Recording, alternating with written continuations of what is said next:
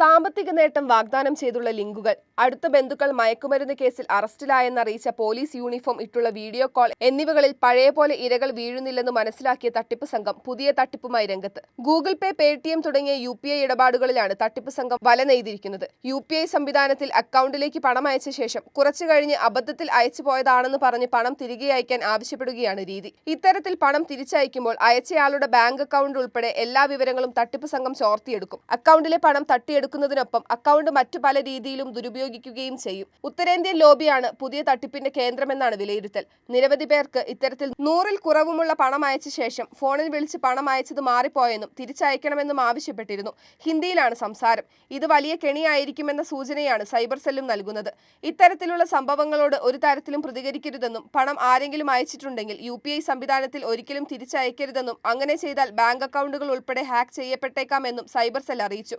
തട്ടിപ്പിനെതിരെ ജനങ്ങൾ ജാഗ്രത പുലർത്തണമെന്നും നിർദ്ദേശമുണ്ട്.